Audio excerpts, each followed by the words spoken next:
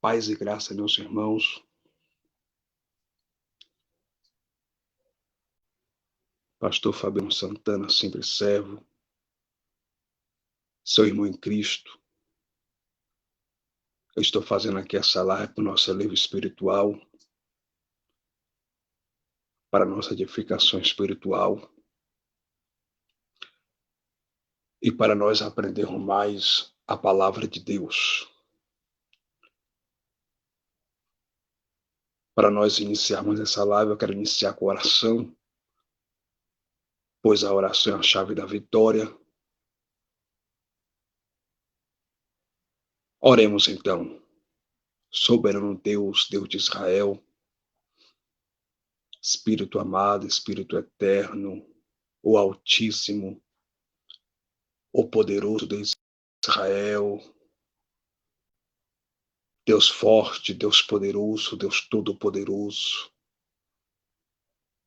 Meu Deus, eu quero te pedir perdão pelos meus pecados cometidos, pecado cometido por olhar, por julgar, por falar, por pensamento, pecado cometido por palavra, por prática, missão, pecado cometido por gesto, pecado cometido por agir. Meu Deus, me perdoa em nome de Jesus, meu Deus.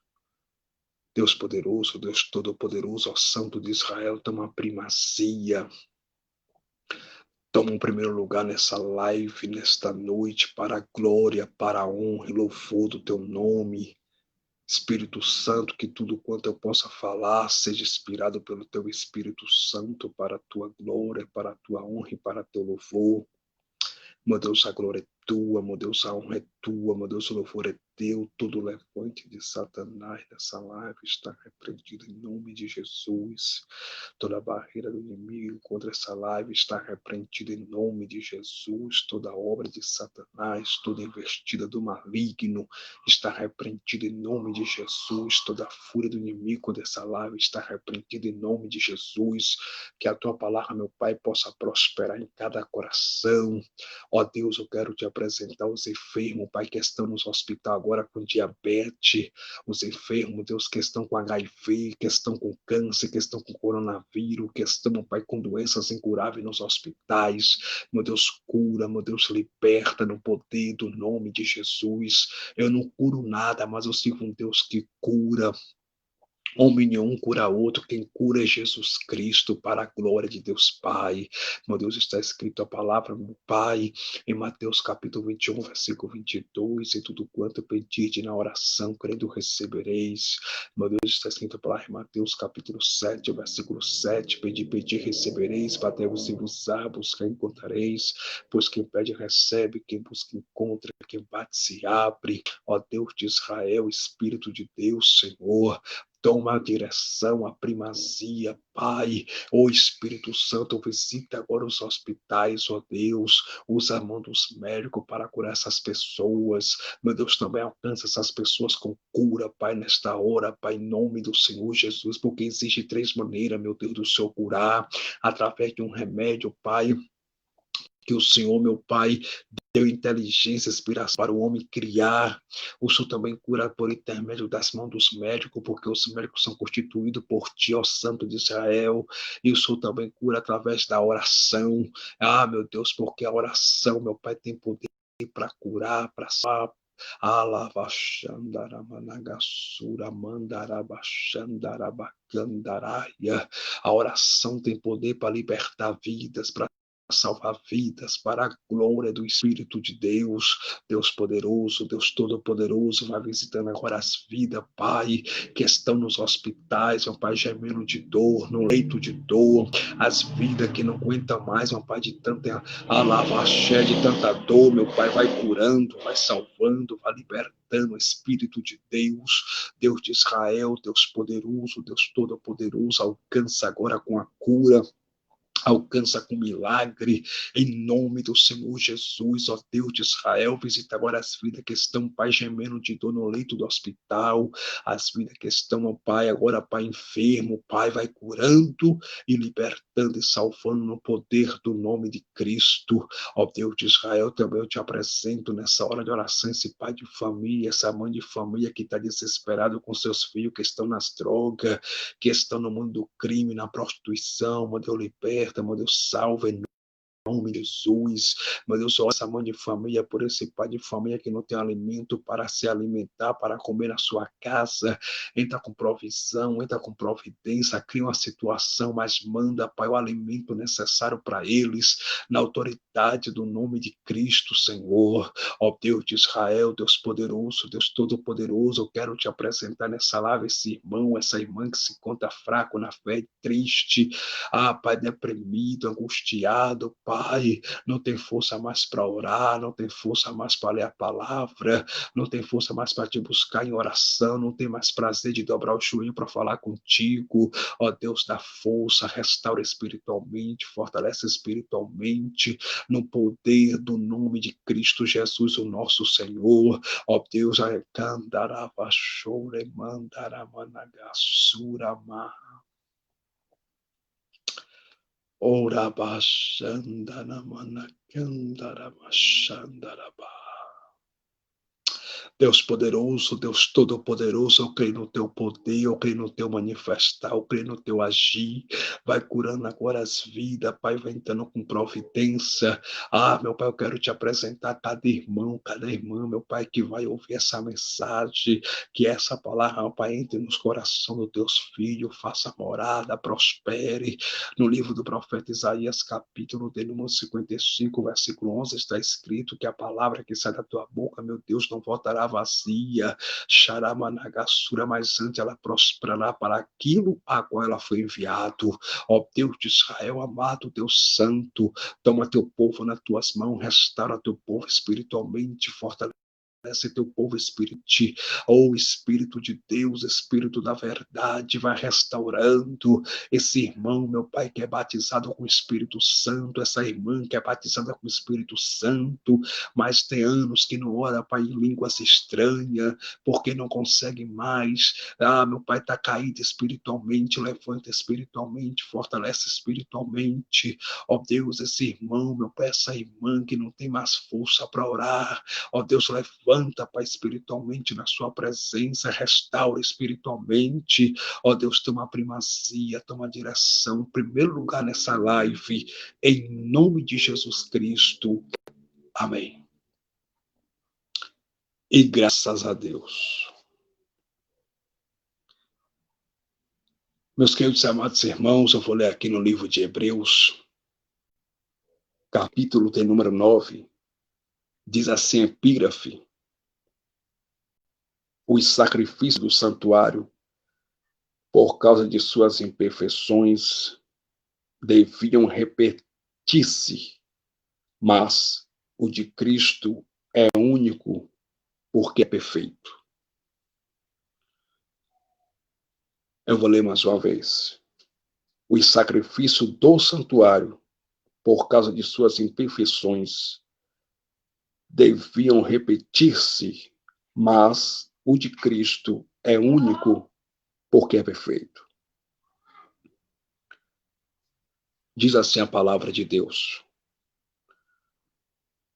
Ora, também o primeiro tinha ordenança de culto divino e um santuário terrestre. Porque um tabernáculo estava preparado, o primeiro em que havia o candeeiro e a mesa e os pães da proposição, ao que se chama o santuário. Mas, depois do segundo véu, estava o tabernáculo que se chama o Santo dos Santos, que tinha um incensário de ouro e a arca do concerto coberta de ouro, toda em redor, em que estava o vaso de ouro que continha o maná e a vara de Arão, que tinha florescido, e as taubas do concerto. E sobre a arca os querubins da glória, que faziam sombra num propiciatório, das quais coisa não falaremos agora particularmente. Versículo de número 7 diz assim: mas, no segundo, só o sumo sacerdote, uma vez no ano, não sem sangue que oferecia por si mesmo e pelas culpas do povo. Versículo 8. Dando nisso a entender o Espírito Santo que ainda o caminho do santuário não estava descoberto, enquanto se conservava em pé o primeiro tabernáculo. Versículo 9. Que é uma alegoria para o tempo presente, em que se oferece dons e sacrifícios, que quanto à consciência não pode aperfeiçoar aquele que faz o serviço. Eu vou ler mais uma vez o capítulo 9,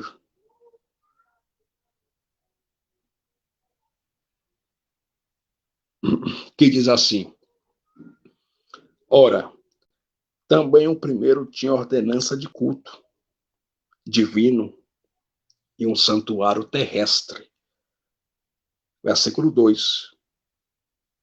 Porque o tabernáculo estava preparado. Esse tabernáculo aqui foi o tabernáculo que Moisés levantou na antiga lei, na antiga aliança. Porque o tabernáculo estava preparado, o primeiro em que havia o candeeiro e a mesa e os pães da proposição, ao que se chama o santuário, ou seja, ao que se chama lugar santo, porque existia o lugar santo que ficava no santuário, que ficava dentro do tabernáculo, existia o lugar santo, e depois do segundo véu ficava o lugar santo dos santos, a qual só os sacerdotes na lei, uma vez por ano, poderiam entrar para oferecer sacrifício pelos seus próprios pecados e pelos pecados do povo de Israel. Glória a Deus. Amém. Meus queridos amados irmãos,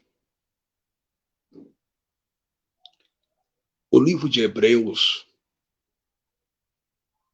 foi escrito para os hebreus. O povo de Israel recebe 3 nomes, ou é conhecido por 3 nomes. Primeiro, israelita. Segundo, hebreu. Terceiro, judeu. Então, o livro de Hebreus foi escrito para os hebreus, para os judeus de origem judaica. Alguns estudiosos, alguns historiadores atribuem a autoria do livro de Hebreus a Barnabé. Outros atribuem a autoria a Silas na forma hebraica, ou Silvano na forma grega. Outros atribuem a autoria a Paulo, ao apóstolo Paulo. E outros atribuem a autoria a Apolo de Alexandria, que era um varão fervoroso nas Escrituras. Mas não sabemos ao certo quem foi o autor que escreveu o livro aos Hebreus, o livro de Hebreus. Mas, no livro de Hebreus, capítulo 9, o autor aos Hebreus olha para os irmãos judeus de origem judaica e diz o seguinte: ora, também o primeiro tinha ordenança de culto divino e um santuário terrestre. Ele está aqui falando da lei de Moisés, da lei mosaica. Ele está aqui falando que na lei de Moisés tinha o primeiro tabernáculo, porque no Antigo Oriente Médio, no Antigo Testamento da Bíblia, que recebe o nome de Veterotestamentário Bíblico, a habitação de Deus era em casa de cedro, era em tendas, era em tabernáculo, era no Templo de Salomão. O Templo de Salomão, em 2 Crônicas, capítulo 7, versículo 15, recebe o nome de casa de sacrifício. Então, na lei, a habitação de Deus era no templo de Jerusalém, era em carra de cedro, era em tendas e era em tabernáculo. E o autor aos Hebreus destaca aqui, ele está dizendo, ele disse para os irmãos judeus de origem judaica, que no primeiro tabernáculo erguido, levantado por Moisés, tinha ordenança de culto divino e um santuário terrestre. Ou seja, no tabernáculo levantado por Moisés, tinha ordenança de um culto divino. Você recebe o nome de culto divino. Esse culto era um culto a Deus, ao Deus dos hebreus. Era um culto divino. O culto divino tinha um santuário terrestre. Ou seja, o autor aos Hebreus está dizendo aqui que na lei de Moisés tinha um tabernáculo terrestre, um santuário terrestre. E dentro desse tabernáculo terrestre tinha a ordenança de culto divino, ou seja, os israelitas faziam culto a Deus, cultuavam a Deus dentro desse tabernáculo levantado por Moisés na lei. E agora o autor dos Hebreus chega para os irmãos hebreus, judeus de origem judaica, e diz: ora, também um primeiro tinha ordenança de culto divino e um santuário terrestre.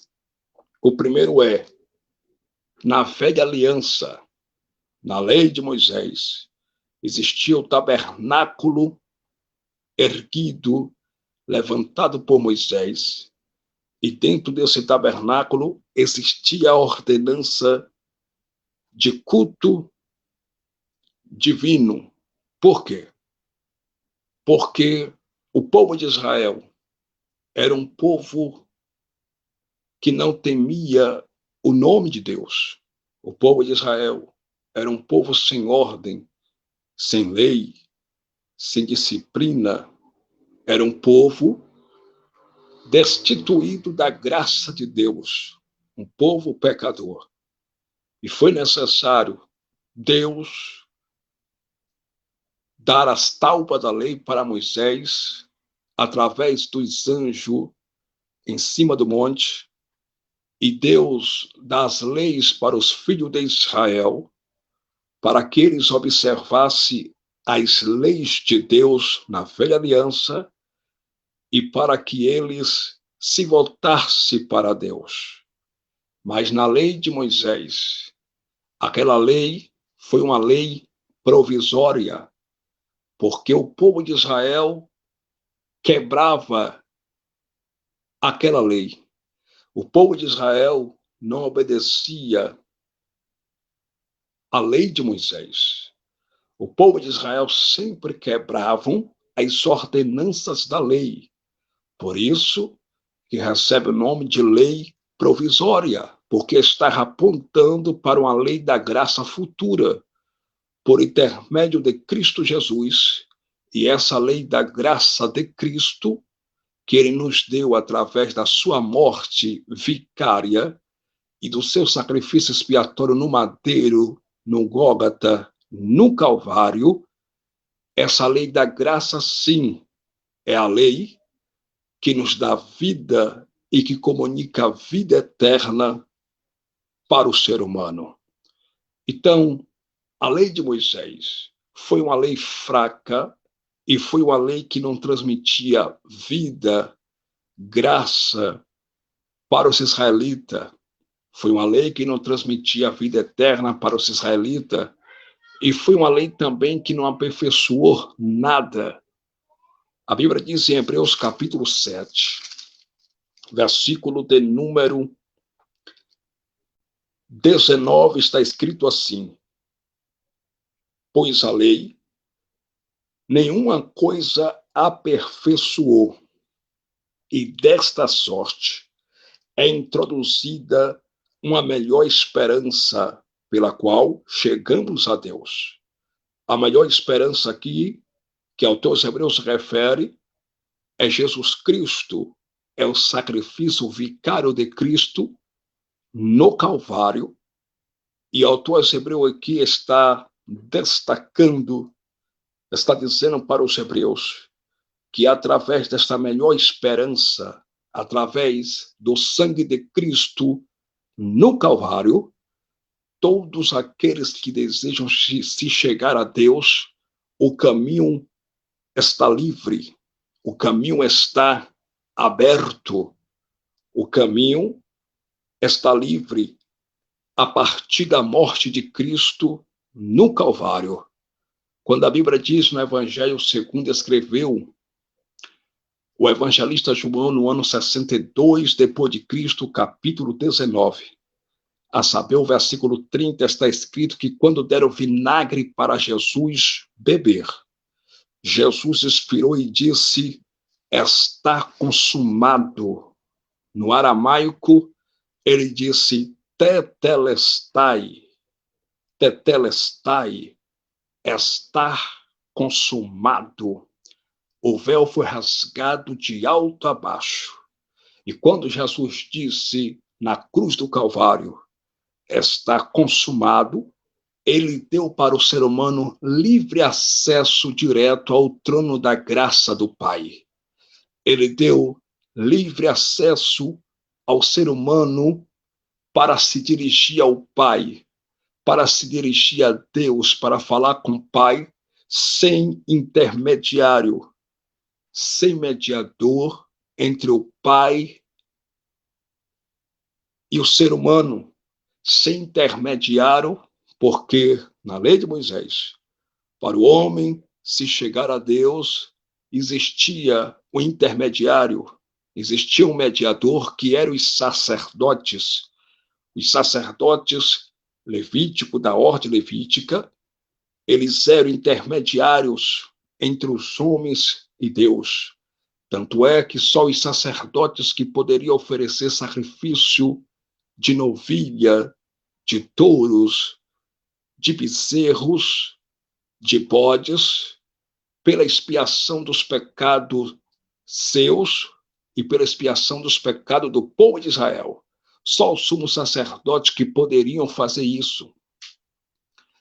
Mas, através do sacrifício vicário de Jesus no Gólgota, no Calvário, nós não precisamos mais de sacerdote, nós não precisamos mais de ninguém para fazer sacrifício por nós, não precisamos mais de ninguém para ser o intermediário, o mediador entre nós e Deus, porque nós já temos um mediador, nós já temos um mediador, e esse mediador é Jesus Cristo, como Paulo disse em 1 Timóteo, capítulo 2, versículos 5 e 6. O apóstolo Paulo, cheio do Espírito Santo, disse assim, há um só mediador entre Deus e os homens, Jesus Cristo, homem. Jesus Cristo, ele é o mediador entre Deus e os homens, portanto, na graça de Deus. Você não precisa de sacerdote, pois na graça não existe sacerdote. Na graça de Deus, você não precisa de pastores, de conferencistas, de pregadores para falar a Deus por você, porque na graça você mesmo pode falar com o Pai, porque no Calvário o véu foi rasgado de alto a baixo e Jesus nos deu livre acesso para falarmos com Deus, para falar com o Pai, sem burocracia, sem intermediário, sem sacerdote, sem lei, sem profeta. Na cruz do Calvário, Jesus nos deu livre acesso para falar com Deus, para a glória de Deus Pai. Então, preste bastante atenção. Hebreus, capítulo 9, está escrito: ora, também o primeiro tinha ordenanças de culto divino em um santuário terrestre. Espera aí, por que Deus permitiu que Moisés levantasse o tabernáculo? E a glória de Deus estava no tabernáculo, porque aquele tabernáculo apontava para o tabernáculo espiritual, não feito por mãos humanas, não desta criação. Aquele tabernáculo que Moisés levantou, construiu na velha aliança, aponta para o tabernáculo espiritual, que é o céu, aonde um dia nós vamos morar com Cristo Jesus, o nosso Senhor, para a glória de Deus Pai. Então, na lei de Moisés, na velha aliança, existia um tabernáculo terrestre levantado por Moisés. E nesse tabernáculo terrestre tinha a ordenança de culto divino. E dentro desse tabernáculo terrestre, no lugar por nome, no lugar santo, dentro do tabernáculo que Moisés levantou, no lugar por nome lugar santo, tinha o que lá? Tinha isso aqui, Hebreus capítulo 9, versículo 2. Porque o tabernáculo estava preparado. O primeiro em que havia o candeeiro. No lugar santo estava o candeeiro. E a mesa e os pães da proposição, ao que se chama o santuário. Versículo 3 diz assim: mas, depois do segundo véu, estava o tabernáculo, que se chama o Santo dos Santos. Versículo 4 diz assim: que tinha um incensário de ouro, ou seja, no lugar interior do santuário, no lugar interior do tabernáculo do santuário, estava o Santo do Santo. E no Santo do Santo ficava o incensário de ouro e a arca do concerto coberta de ouro toda em redor, em que estava um vaso de ouro que continha o maná e a vara de Arão que tinha florescido e as taubas do concerto, e sobre a arca os querubins da glória que faziam sombra no próprio propiciatório, das quais coisas não falaremos agora particularmente. Eu venho aqui nessa live tão somente dizer que o sacrifício de Jesus Cristo na cruz do Calvário foi melhor e maior do que todos os sacrifícios sacerdote na lei mosaica, na lei de Moisés, faziam, ofereciam para o povo. Por quê, pastor? Porque o sacrifício na lei de Moisés que eles faziam pelo povo não podia tirar o pecado do povo. Aquele sacrifício que eles faziam através de cordeiro, através de bode, de bezerro, através de novilho, não podia tirar os seus próprios pecados, ou seja, não podia remover os pecados do povo e não podia também remover os pecados do sumo sacerdote, quando ele oferecia sacrifício no lugar santo do santo pelos seus próprios pecados e pelos pecados do povo de Israel. Então, aquele sacrifício que os sacerdotes faziam, ofereciam a Deus na velha aliança, aquele sacrifício não podia tirar o pecado do povo de Israel, mas tão somente aqueles sacrifícios cobria o pecado. Aqueles sacrifícios tão somente só faziam cobrir o pecado.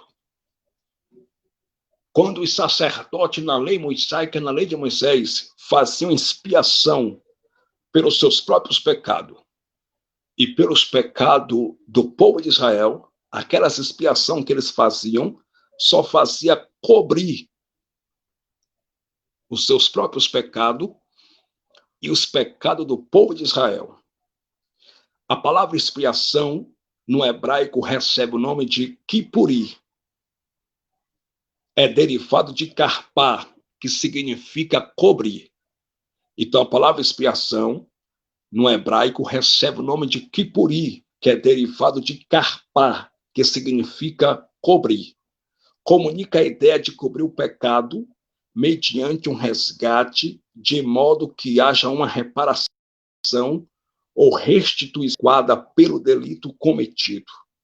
Então, queridos e amados irmãos, na lei de Moisés, os sacrifícios que os sacerdotes ofereciam eram sacrifícios provisórios, que não podia remover pecado, que não podia tirar o pecado. Aquele sacrifício apontava para o Filho de Deus.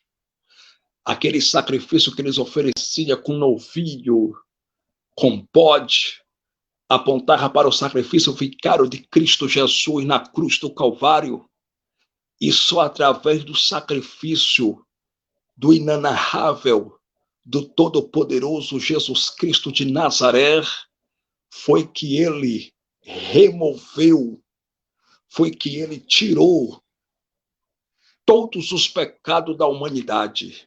Foi que ele tirou, removeu todos os nossos pecados.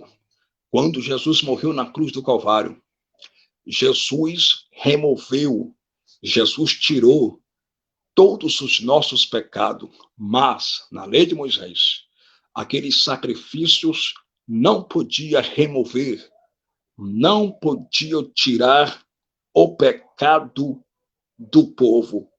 Então, expiação comunica a ideia de cobrir o pecado mediante um resgate, de modo que haja uma reparação ou restituição adequada pelo delito cometido do resgate.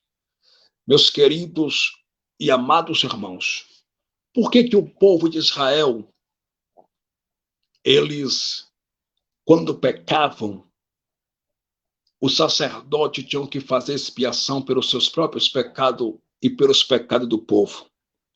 Por que quando o povo de Israel pecavam contra Deus, os sacerdotes tinham que fazer expiação pelos seus próprios pecados e pelos pecados do povo?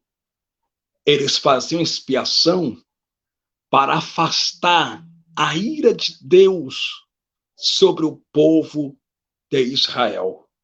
Porque todas as vezes que o povo de Israel pecavam contra Deus, cometendo o pecado de idolatria, adorando a deuses cananeus, adorando a deuses estranhos, a Astarote, a Baal, a Moloque, adorando a deuses estranhos, eles assentiam a ira de Jeová, eles assentiam a ira de Deus, e uma vez que eles assentiam a ira de Deus, Deus ia pesar a mão sobre eles, Deus ia derramar sua ira sobre eles. Então era necessário o sacerdote fazer expiação pelos seus próprios pecados e pelos pecados do povo de Israel para afastar a ira de Deus. Por quê? Porque expiação comunica a ideia de cobrir o pecado mediante um resgate, de modo que haja uma reparação ou restituição adequada pelo delito cometido. Então, expiação era um resgate, era para resgatar o povo de Israel da ira de Deus. Olha o que diz em Isaías capítulo 43, versículo 3. O livro do profeta Isaías recebe o nome de mini-bíblia, porque na Bíblia contém 66 livros, 39 livros no Antigo Testamento e 27 livros no Novo Testamento. O livro de Isaías recebe o nome de mini-bíblia, porque existem 66 profecias, sendo 39 profecias anti-Messias e 27 profecias pós-Messias. Isaías capítulo 43, expiação era resgate, era resgatar Israel de debaixo da ira de Deus, porque quando Israel pecava, estava debaixo da ira de Deus. E quando o sacerdote fazia expiação pelos seus próprios pecados e pelos pecados do povo de Israel, através da expiação que o sacerdote fazia,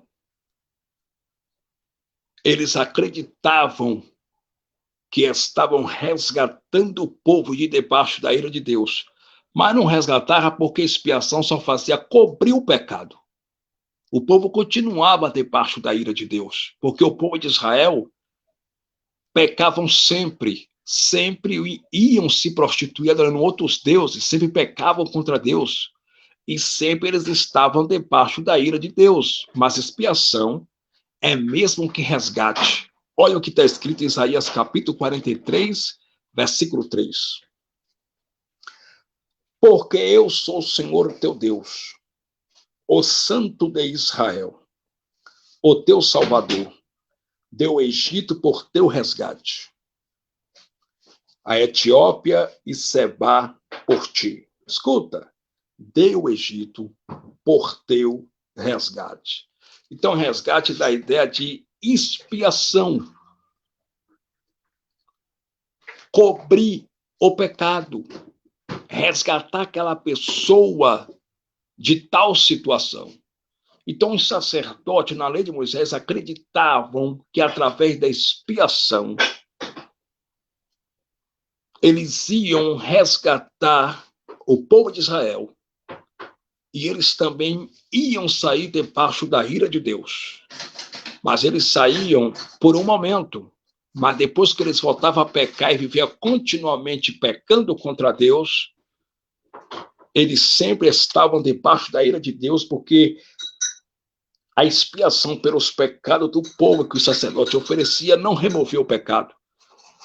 Não tirava o pecado do povo de Israel, cobria o pecado.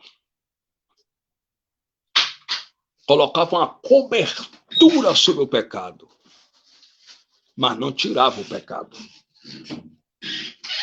Salmo 49, versículo 7 diz assim: a palavra salmo no grego recebe o nome de Teilim, que significa cântico de louvores acompanhado com instrumento de cordas. Salmo 49, versículo de número 7. Diz assim: nenhum deles de modo algum pode remir a seu irmão ou dar a Deus o resgate dele.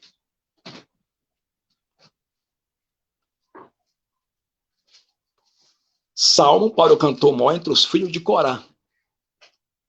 Esse salmo aqui foi escrito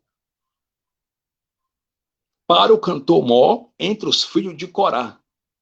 Salmo 49, versículo 7, diz uma grande verdade aqui, ó.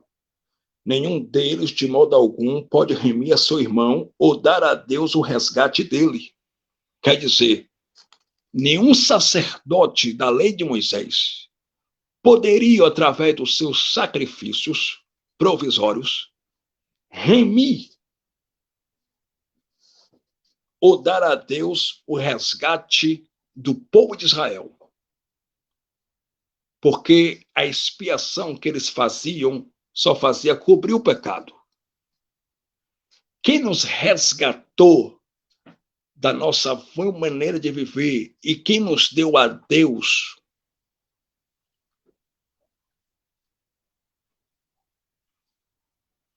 como resgate foi Jesus Cristo na cruz do Calvário.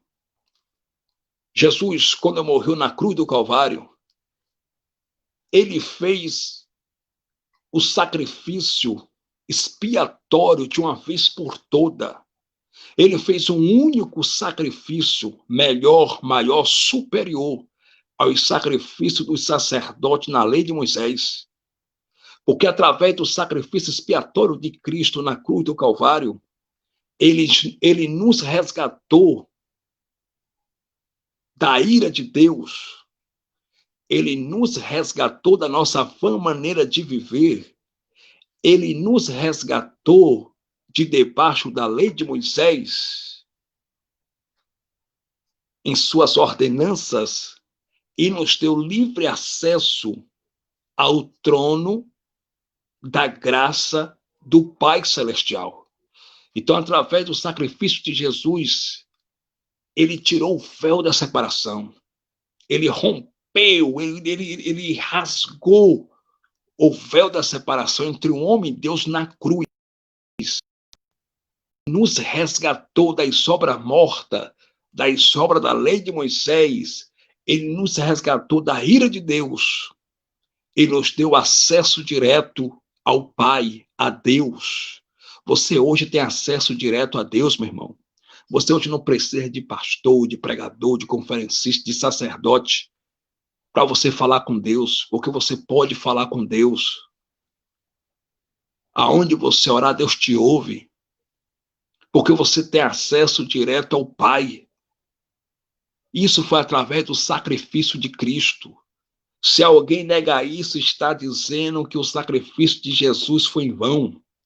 Se alguém nega essa verdade, está dizendo que o sacrifício de Jesus não foi suficiente.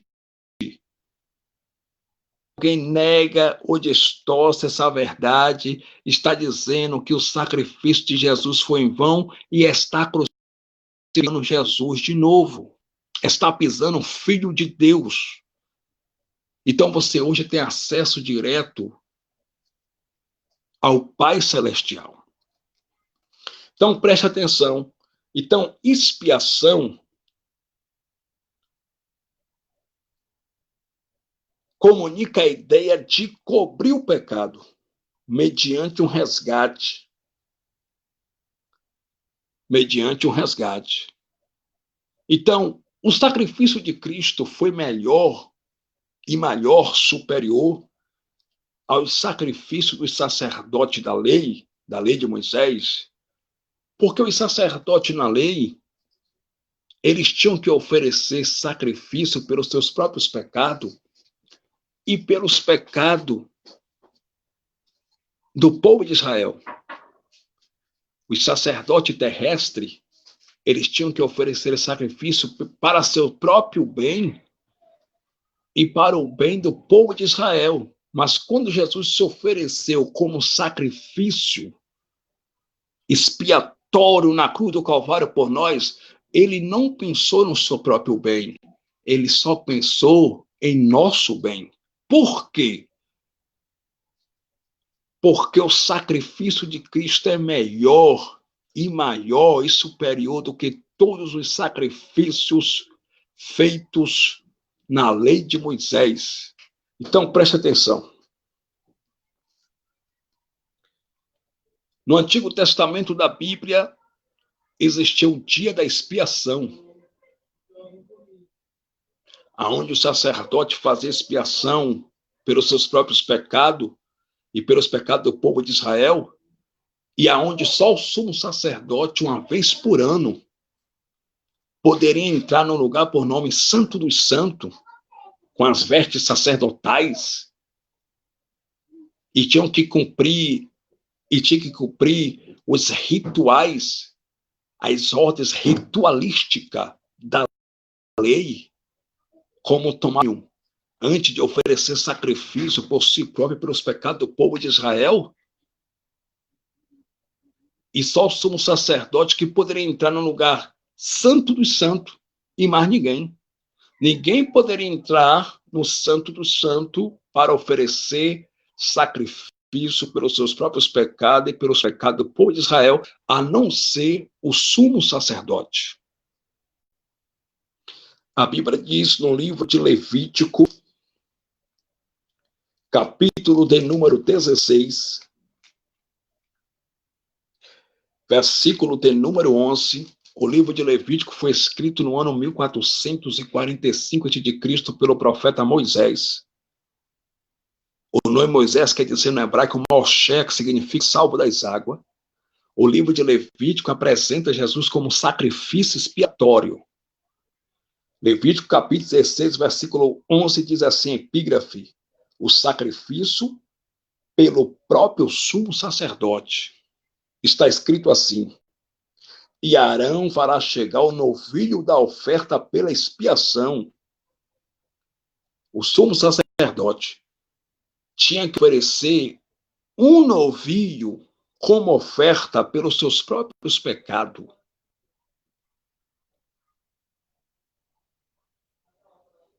E pelos pecados do povo de Israel. Vamos lá. E Arão fará chegar o novilho da oferta pela expiação, que será para ele, e fará expiação por si e pela sua casa, e degolará o novilho da oferta pela expiação, que é para ele. Versículo 12. Tomará também um incensário cheio de brasas de fogo do altar, de diante do Senhor, e os seus punhos cheios de incenso aromático moído, e o meterá dentro do véu. Versículo 13. E porá o incenso sobre o fogo perante o Senhor, e a nuvem do incenso cobrirá o propiciatório. Por que o propiciatório? Porque o propiciatório falava da redenção. O propiciatório falava da misericórdia de Deus sobre Israel mediante o sacrifício de animais. Assim que o sacerdote pegava o novilho, degolava o novilho e aspergia o sangue do novilho sobre o altar,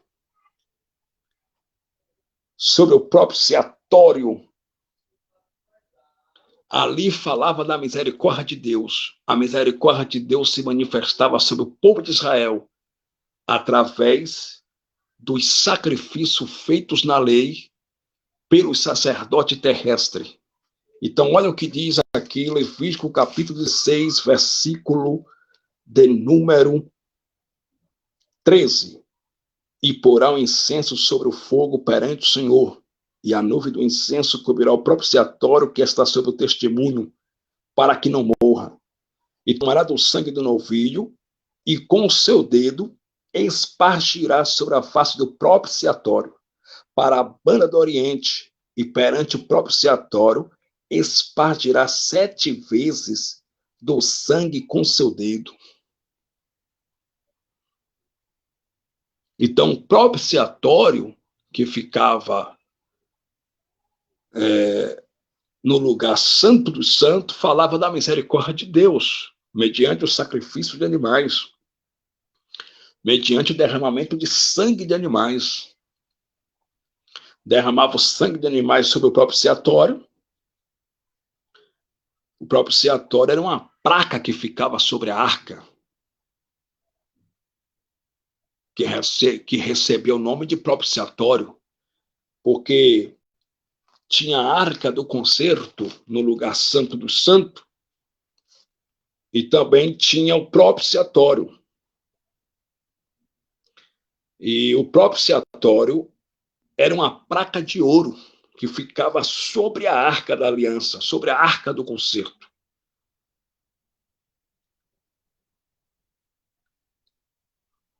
A cobertura da arca da aliança, a cobertura da arca do concerto recebeu o nome de propiciatório. Tinha a arca do concerto e a cobertura da arca do concerto era o propiciatório, que falava da misericórdia de Deus. E o propiciatório era uma placa de ouro que ficava em cima da arca, que falava da misericórdia redentora de Deus, mediante o sangue derramado. O sangue de quê? Dos animais. Quando Jesus morreu na cruz do Calvário, ele fez na cruz a nossa propiciação. Jesus Cristo, na cruz do Calvário, ele foi o nosso propiciatório. Ele fez a nossa propiciação na cruz do Calvário. Então, queridos e amados irmãos, o sacrifício de Jesus Cristo é melhor e maior do que todos os sacrifícios que os sacerdotes ofereciam na lei de Moisés.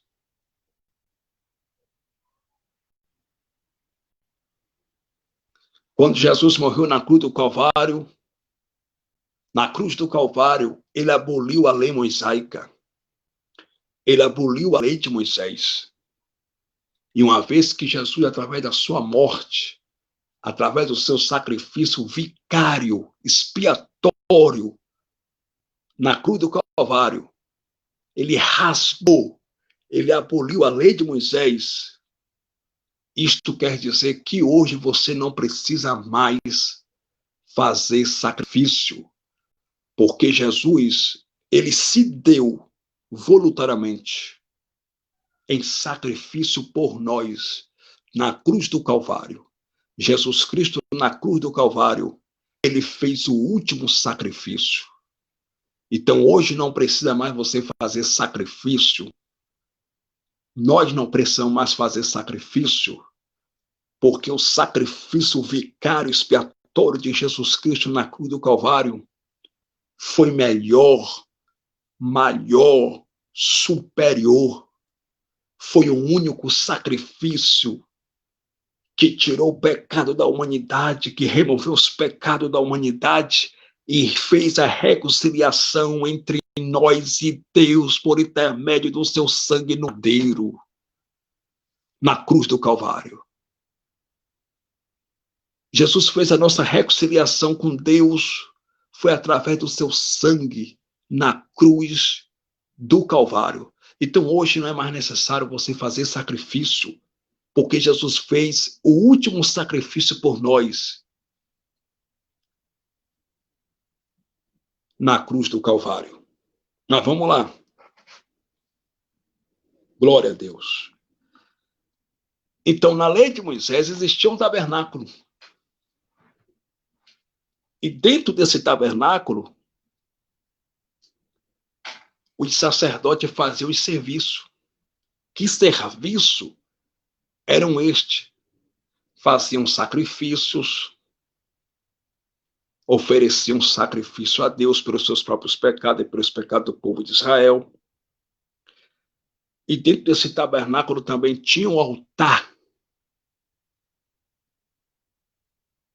Tinha a Arca da Aliança, que era coberta pelo propiciatório, que era uma placa de ouro que ficava em cima da Arca da Aliança, na cobertura da Arca da Aliança, que falava da misericórdia redentora de Deus por intermédio do derramamento de sangue.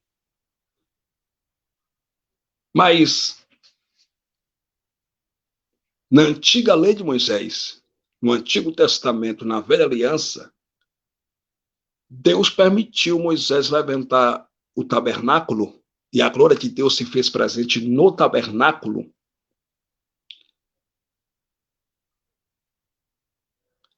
porque tinha que ter um lugar para os sacerdotes oferecerem sacrifícios, e tinha que ter também um lugar para o povo fazer culto divino a Deus. Foi por isso que o autor aos Hebreus disse: ora, também um primeiro tinha ordenança de culto divino e um santuário terrestre. O primeiro o quê, gente? Na lei de Moisés. Na lei de Moisés tinha culto divino e um santuário terrestre. E um tabernáculo, onde o povo oferecia culto divino, onde os sacerdotes faziam sacrifícios. Onde o povo oravam,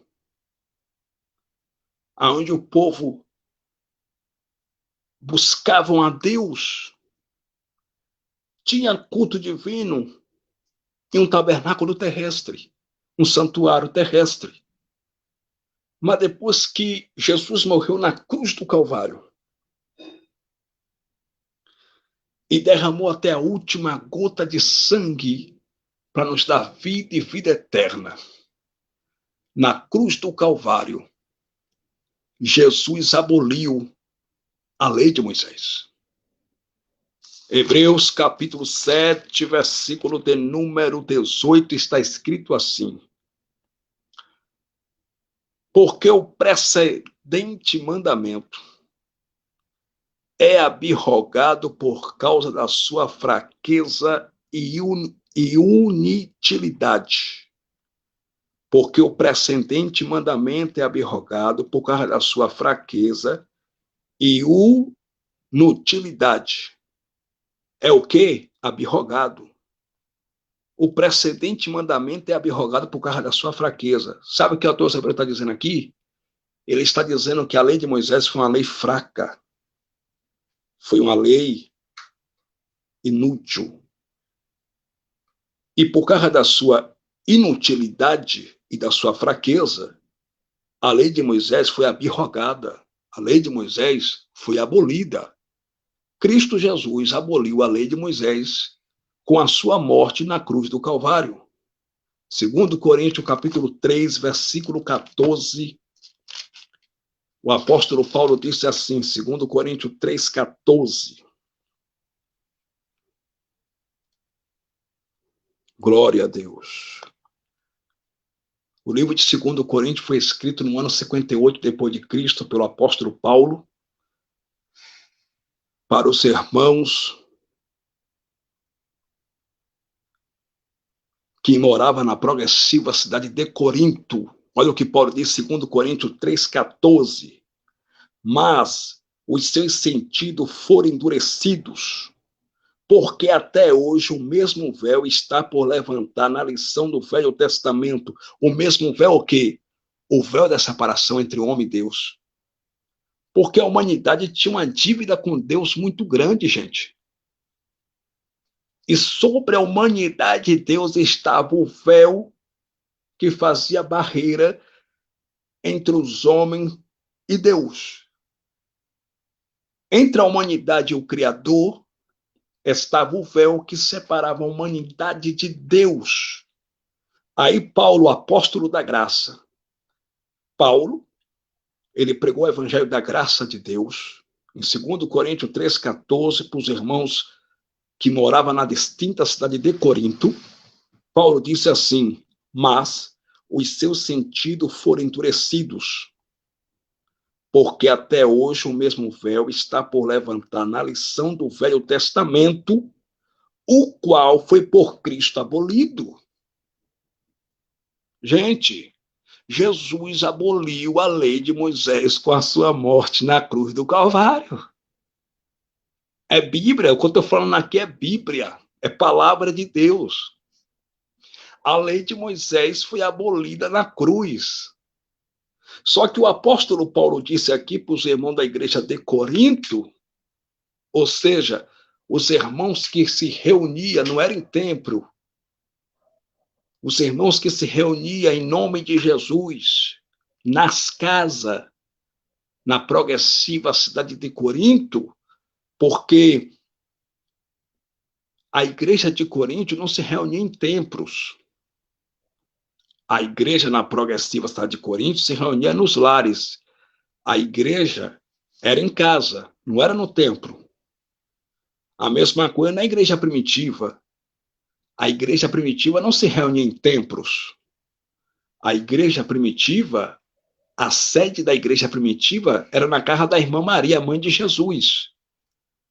A igreja primitiva se reunia em casa. Então, o apóstolo Paulo, escrevendo sua carta para os irmãos que moravam na cidade de Corinto, Paulo disse, quando alguém pratica hoje as leis ritualísticas da lei, está colocando sobre ele de novo, e está levantando de novo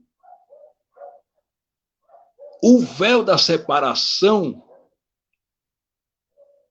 da antiga aliança.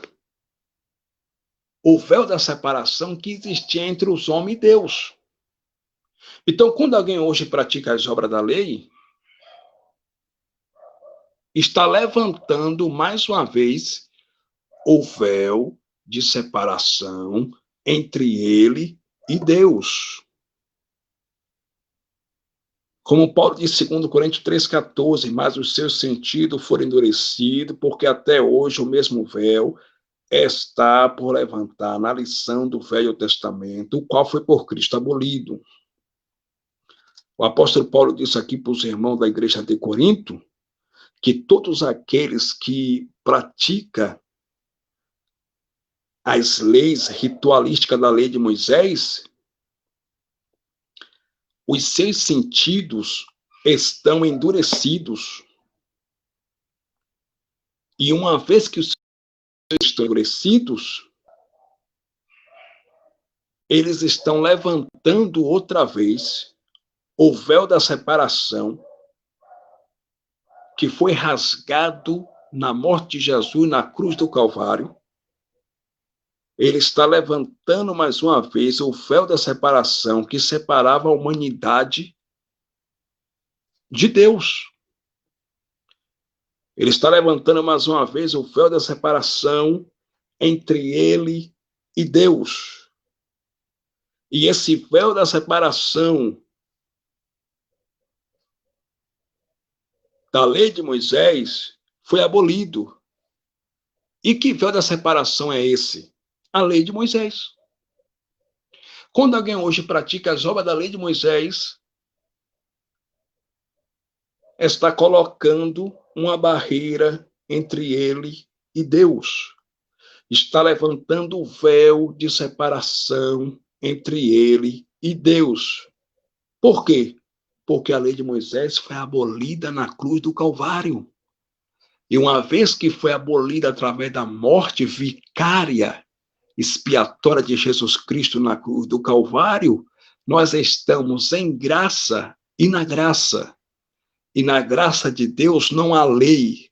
Na graça de Deus, o que prevalece agora é o amor de Deus por nós. Na graça de Deus, o que prevalece agora é Cristo. O que prevalece na graça é Jesus Cristo no homem. O que prevalece na graça é o amor a Deus sobre todas as coisas e o amor ao próximo. Porque o evangelho de Jesus não tem nada a ver com as obras ritualísticas da lei de Moisés. O evangelho da graça não tem nada a ver com as obras da lei. O evangelho de Jesus se cumpre apenas em 2 mandamentos. Lucas 10, 27. Primeiro mandamento é amar o Senhor teu Deus de toda a tua força, tua alma e o teu entendimento. E o segundo mandamento é amar o teu próximo como a ti mesmo. A lei de Moisés, as leis morais que Deus deu para Moisés, no Êxodo capítulo 20, os 10 mandamentos foram resumidos em apenas 2 mandamentos. Primeiro mandamento, amarás o Senhor teu Deus de toda a tua força, tua alma e o teu entendimento. E o segundo mandamento é esse, amarás o teu próximo como a ti mesmo. Você não está mais na lei. Você está na graça. Nós estamos na graça chamada sexta dispensação da graça de Deus. E na graça de Deus não há sacrifício, porque sacrifício era na lei de Moisés. Na graça de Deus não existe dízimo. Na graça de Deus não existe sacerdote. Na graça de Deus não há mediador, a não ser Jesus Cristo entre Deus e os homens. Na graça de Deus, você não depende de um pastor, você não depende de um profeta, de um sacerdote para você falar com Deus, porque na graça de Deus, através do sacrifício vicário expiatório de Cristo Jesus na cruz, você tem acesso direto ao Pai.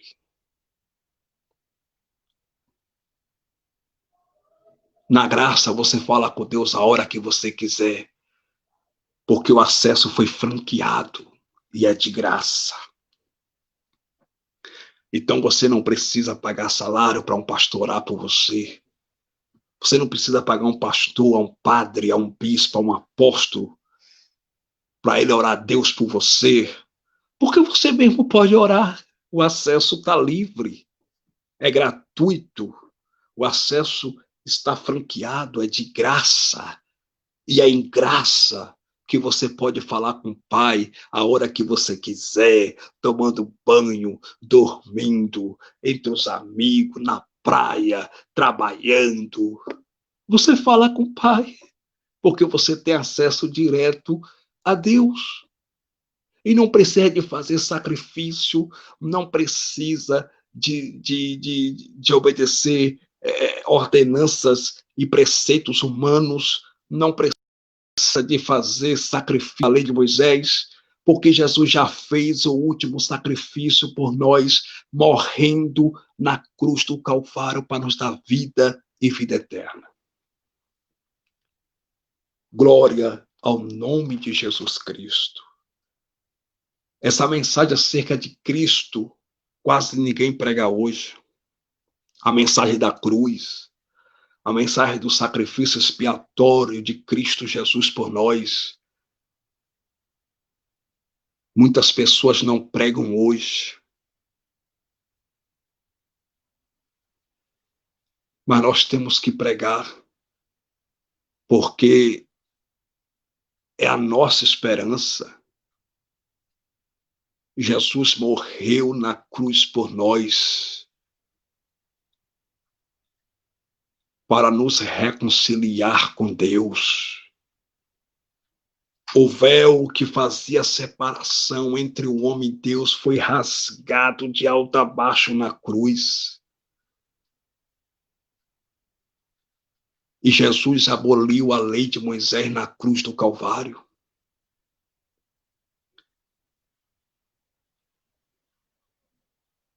Na lei de Moisés era necessário ter um tabernáculo.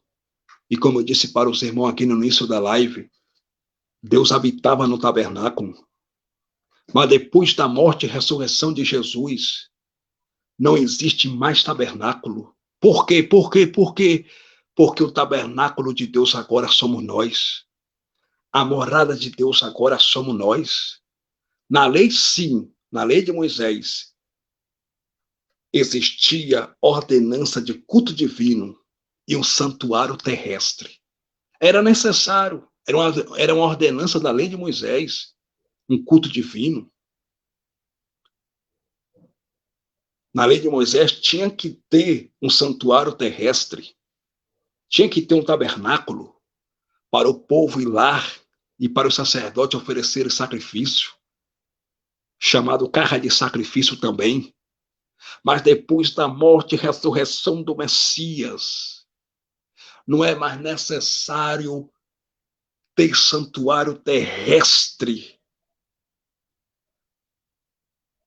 para o homem oferecer sacrifício, para os sacerdotes oferecerem sacrifício, porque na graça não existe sacerdote. Depois da morte e ressurreição do Messias, não é mais necessário levantar tabernáculo. No Antigo Testamento da Bíblia, que recebe o nome de veterotestamentário bíblico, Deus habitava também no Templo de Salomão, que recebe o nome de carga de sacrifício. O Templo de Salomão recebeu o nome de carga de sacrifício, segundo Coríntios capítulo 7, versículo 15. Mas depois da morte e ressurreição de Jesus Cristo, na graça de Deus, não existe templos, não existe santuário, não existe tabernáculo. Por quê? Por que não existe tabernáculo? Por causa disso aqui, ó. Glória a Deus. Hebreus capítulo de número 9, versículo 11 diz assim: Mas vindo Cristo, sumo sacerdote dos bens futuros, por um maior e mais perfeito tabernáculo, não feito por mãos, isto é, não desta criação. O tabernáculo de Cristo, meus irmãos, na graça e em graça, somos nós. Mas o tabernáculo espiritual onde Cristo habita, onde Cristo mora, e intercede por nós todas as horas e todos os dias, à direita da majestade eterna, é chamado os céus. Os céus não é obra da criação de homens. Os céus não foi feito por mãos humanas. Mas vindo Cristo, somos sacerdote dos bens futuros por um maior e mais perfeito tabernáculo, não feito por mãos, isto é, não desta criação. O tabernáculo de Cristo, meu irmão, é espiritual. Cristo habita no céu.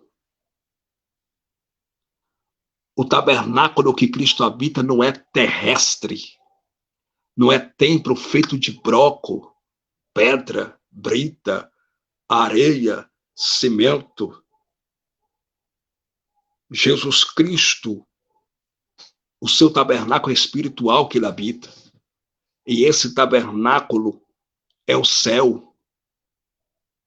Jesus habita no céu, porque ele é maior do que o céu. Não é o céu que habita em Jesus, é Jesus que habita no céu, no tabernáculo espiritual. Não feito por mãos, isto é, não desta criação. Mas escute isso aqui. Não é mais necessário hoje levantar templos. Não é mais necessário hoje levantar tabernáculos. Não é mais necessário hoje levantar templos de pedra.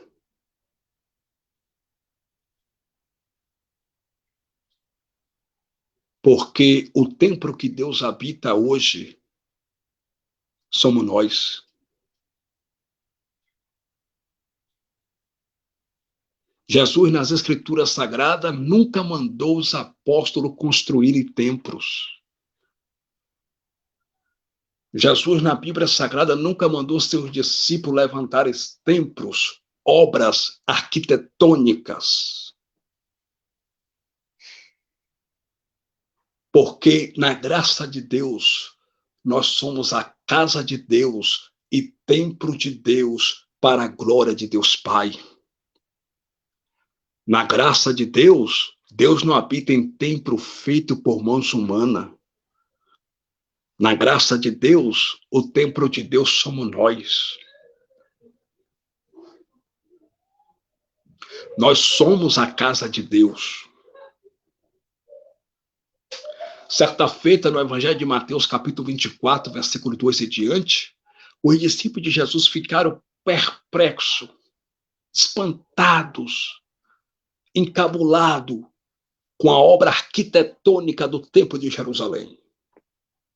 Jesus olhou para ele e falou assim: estais vendo esse templo? Estais vendo essa estrutura? Em verdade vos digo, ficará pedra sobre pedra que não seja derrubada.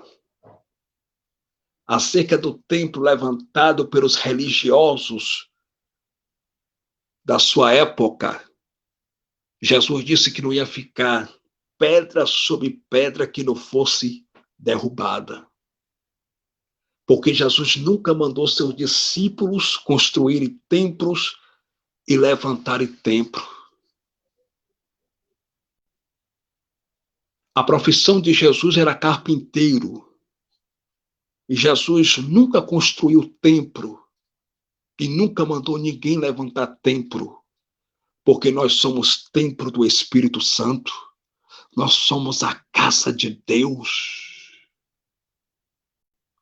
O apóstolo Paulo, cheio do Espírito Santo, disse em Atos capítulo 17, versículo 24, Deus não habita em templo feito por mãos humanas. O diácono Estevão foi morto apedrejado porque estava pregando acerca da salvação, acerca do nome de Jesus e quanto o templo de Jerusalém. O diácono Estevão, cheio do Espírito Santo, ele disse Em Atos capítulo 7, versículo 48, ele diz assim: mas o Altíssimo não habita em templo feito por mãos de homem, e não pode ser servido por mãos alguma. Deus não habita em templos de pedra. O templo que Deus habita é o nosso corpo. O apóstolo Paulo, escrevendo sua carta à igreja de Corinto, em 1 Coríntios, capítulo 3, versículo 16, Paulo disse: o vosso corpo é templo do Espírito Santo. Então, o templo do Espírito Santo somos nós. Nós somos o templo de Deus, a morada de Deus, a casa de Deus. 1 Coríntios capítulo 6, versículo 17, Paulo disse assim, 1 Coríntios 6,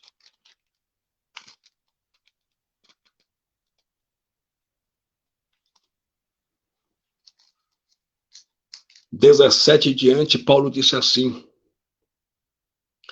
mas o que se ajunta com o Senhor é o mesmo Espírito. Fugir da prostituição.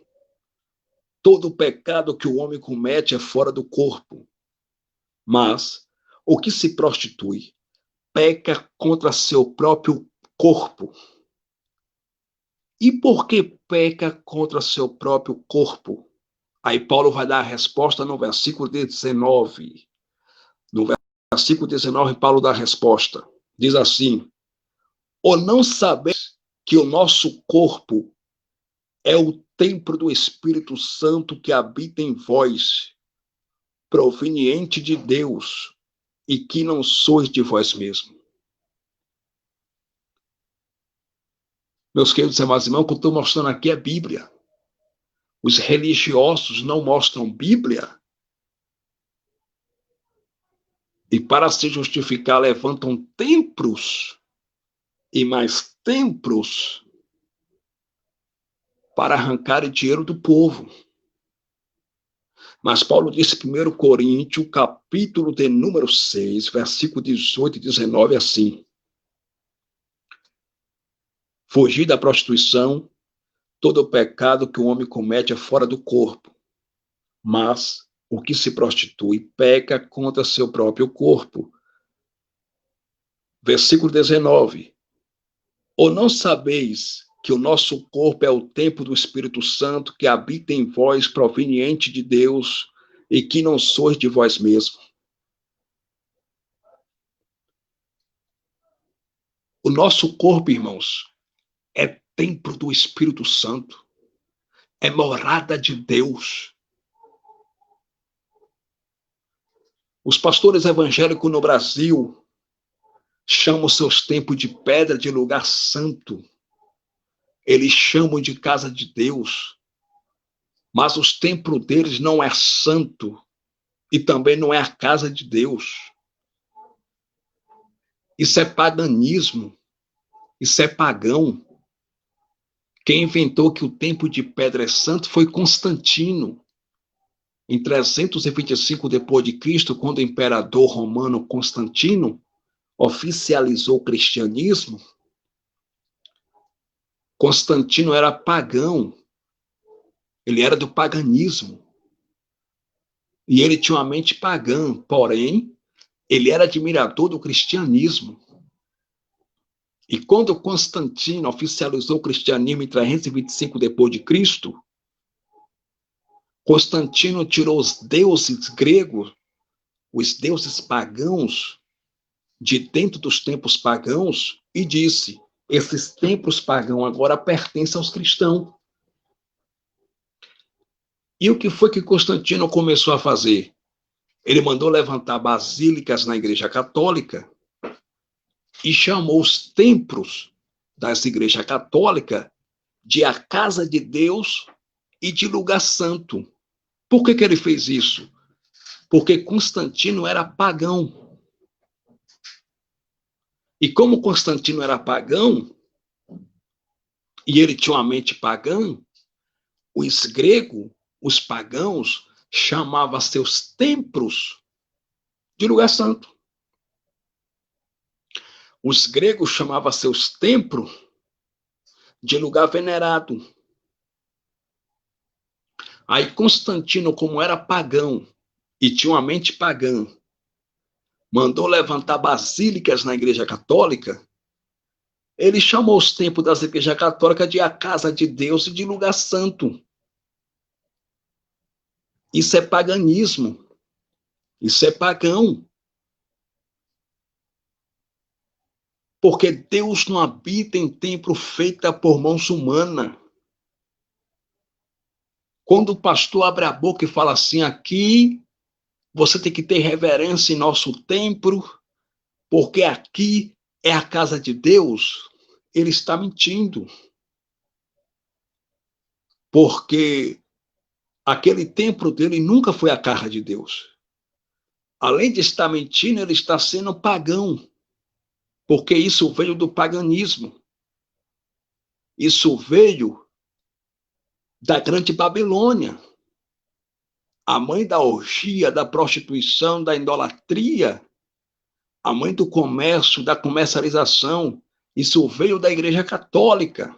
Esse negócio de dizer que o templo é a casa de Deus e é um lugar santo, isso veio da Igreja Católica. E a Bíblia diz em Apocalipse capítulo 18 assim, caiu a grande Babilônia, a mãe do comércio, a mãe da comercialização. A palavra Babilônia no grego vem de Babel, que significa confusão. Babilônia fala de rebeldia. Babilônia fala de altivez de espírito. Babilônia fala de comercialização. Babilônia se tornou morada de demônios. Babilônia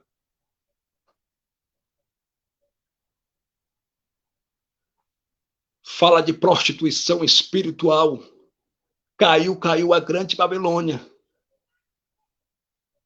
A mãe do comércio, a mãe da comercialização. Apocalipse capítulo 18, a grande Babilônia representa a Igreja Católica, a mãe do comércio, a mãe da comercialização. Só que como ela é mãe, ela tem suas filhas, simples assim. Como ela é mãe, ela tem suas filhas. E as igrejas evangélicas no Brasil são filhas da grande Babilônia.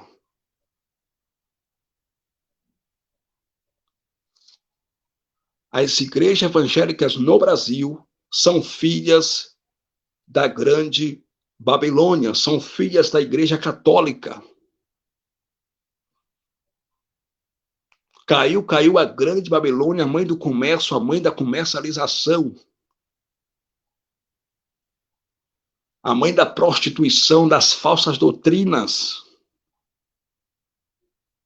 Prostituição não é prostituição espiritual, das falsas doutrinas, que leva o povo a adorar outros deuses, a se prostituir espiritualmente. Tudo que tem na Igreja Católica tem também dentro das igrejas evangélicas no Brasil. Por quê, pastor? Por quê? Porque na Igreja Católica tem a novena, a água benta. Nas igrejas evangélicas tem a água ungida, e se vende a água ungida, amuleto. Na Igreja Católica tem amuleto. Eles vendem o crucifixo, imagem de escultura. Nas igrejas evangélicas também tem a água ungida, tem um cajado de Moisés, tem a pedrinha de Davi, tem a campanha da multiplicação do azeite, tem a campanha do óleo ungido, tem a campanha da água do Rio Jordão, da água ungida de Israel. Existe o miticismo dentro das igrejas evangélicas no Brasil. O que é o miticismo? Transferir poderes espirituais para um objeto inanimado. Por exemplo, na Igreja Católica, na Idade Medieval, eles inventaram a água benta, a água orada pelo padre, pelo papa. Eles transferiam o poder espiritual para a água.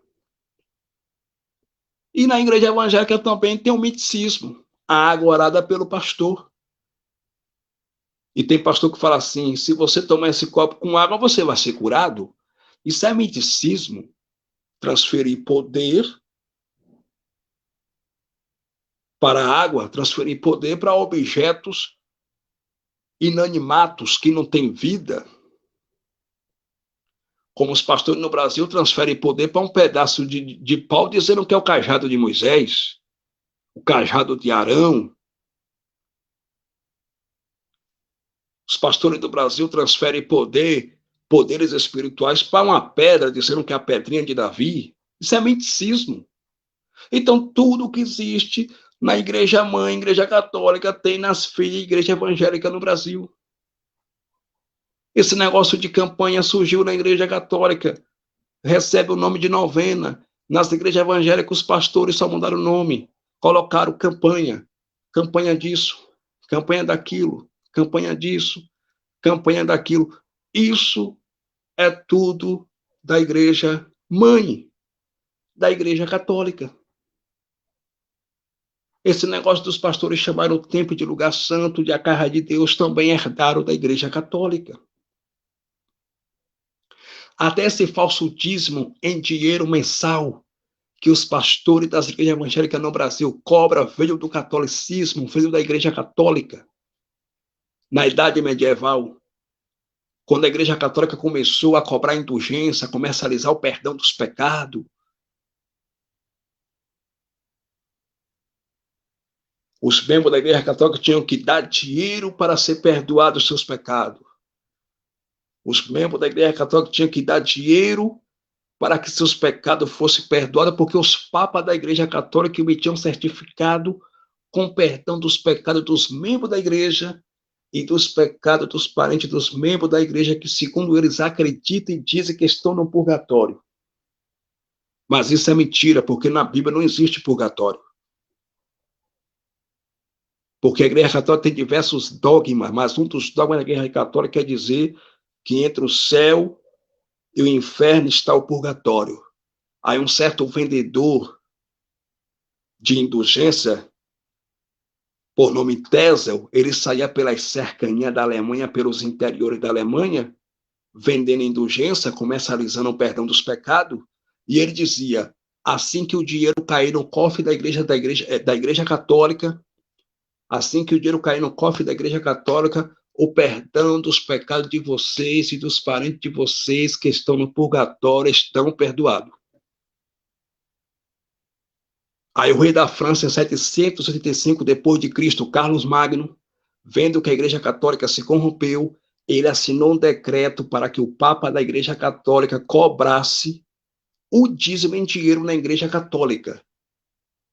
Aí os pastores das igrejas evangélicas no Brasil copiaram isso da católica e hoje cobra dentro dos seus templos religiosos dízimo mensal em dinheiro, sendo que o dízimo era alimento para sustento dos levitas da tribo de Levi, dos órfãos, viúvas, viajantes, forasteiros e dos sacerdotes da tribo de Levi e da linhagem de Arão. O dízimo nunca foi dinheiro.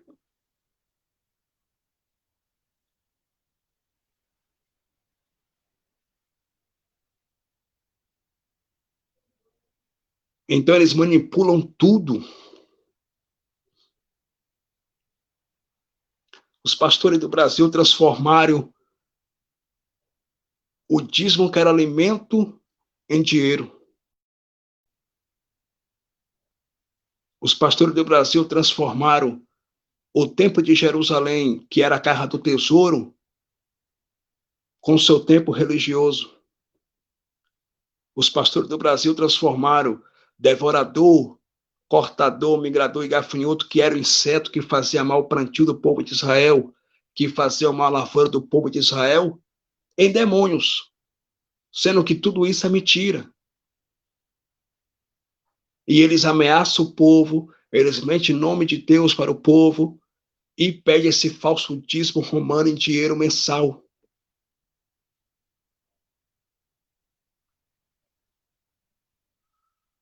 Mas Jesus disse para o seu discípulo que não ficará pedra sobre pedra que não seja derrubada.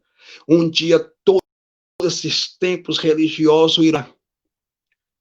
Escuta essa. Um dia todos esses templos religiosos irão fechar as suas portas. Jesus disse que não vai ficar pedra sobre pedra que não seja derrubado.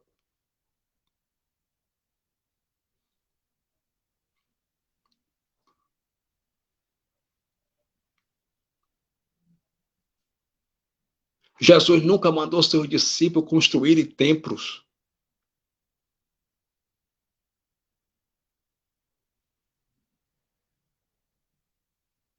Jesus nunca mandou os apóstolos construírem templos. Jesus nunca construiu templos. Porque nós somos o templo de Deus, nós somos a morada do Espírito Santo, nós somos a casa de Deus.